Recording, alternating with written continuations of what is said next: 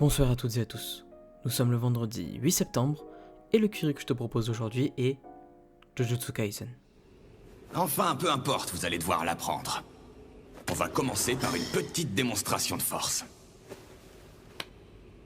Extension du territoire.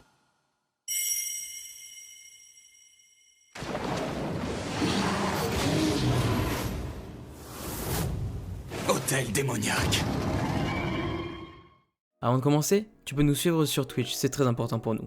Mais tu peux aussi nous suivre sur Insta et Twitter, tous les liens seront dans la description de ce podcast. Alors, Jujutsu Kaisen. Il s'agit d'un shonen du genre fantastique, dark fantasy, écrit et dessiné par Gege Akutami. Il a fait quelques one-shots avant Jujutsu Kaisen, ainsi que Jujutsu Kaisen 0, mais il est surtout connu du coup pour l'histoire de Jujutsu Kaisen. Édité par la Shueisha au Japon et par Kiun en France, il a donc été prépublié dans le Weekly Shonen Jump à partir du 5 mars 2018 et est toujours en cours. Avec 23 tomes au Japon et 20 en France, Jujutsu Kaisen a aussi eu droit à un animé ainsi qu'un film. L'animé est réalisé par Sungo Park, qui a aussi réalisé Banana Fish, The God of High School ou encore Yuri on Ice, et il a été scénarisé par Hiroshi Seko, qui a scénarisé certains épisodes de SNK ou encore Decadence et Vinland Saga. Le studio d'animation, je pense qu'on ne le présente plus vraiment, il s'agit de MAPPA, qui a aussi animé la nouvelle adaptation de Dororo, The God of High School ou encore les saisons 3 et 4 de SNK.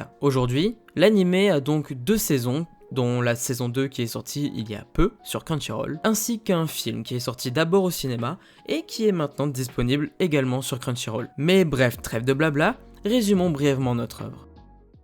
Chaque année au Japon, on recense plus de 10 000 morts inexpliquées et portées disparues. Dans la majorité des cas, ce sont les sentiments négatifs des êtres humains qui sont en cause. Souffrance, regret, humiliation. Leur accumulation dans un même endroit provoque des malédictions souvent fatales. C'est ce que va découvrir à ses dépens Yuji Itadori, lycéen et membre du club de spiritisme de son lycée. Il ne croit pas aux fantômes, mais sa force physique hors du commun est un précieux atout pour toutes les missions de groupe. Jusqu'à ce que l'une d'elles tourne mal. La relique qu'il déniche, le doigt sectionné d'une créature millénaire, attire les monstres. Le jeune homme n'hésite pas une seconde, il avale la relique pour conjurer le mauvais sort. Le voilà possédé par Ryomen Sukuna, le célèbre démon à 2 visages. Contre toute attente, Yuji réussit à reprendre le contrôle de son corps. C'est du jamais vu. Malgré tout, il est condamné à mort par l'organisation des exorcistes. Une sentence qui ne pourra être repoussée qu'à une seule condition, trouver et ingérer tous les doigts de Sukuna afin d'éliminer la menace une fois pour toutes. Et pour ça, l'adolescent va devoir s'initier à l'art occulte et mystérieux de l'exorcisme. Voilà donc pour notre résumé. Et maintenant, pourquoi est-ce que j'aime Jujutsu Kaisen? Déjà, Akutami a une patte très particulière qui donne énormément de profondeur à ses dessins. Même si ça paraît brouillon au début, car il y a beaucoup de noir sur les cases, quand les personnages utilisent leurs pouvoirs, quand l'œil est fait, cela nous plonge complètement dans l'univers. D'ailleurs, l'univers de Jujutsu Kaisen est passionnant.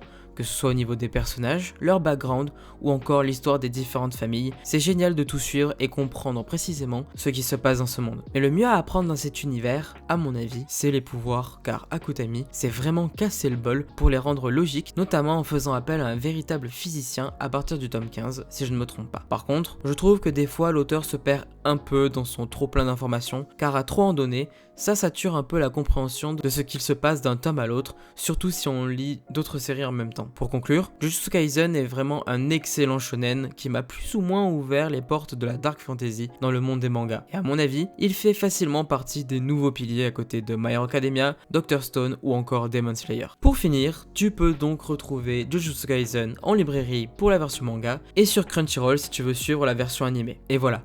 Tu sais maintenant quoi lire et où regarder pendant les 2 prochaines semaines. Et maintenant, je n'ai plus qu'une chose à vous dire. Ciao!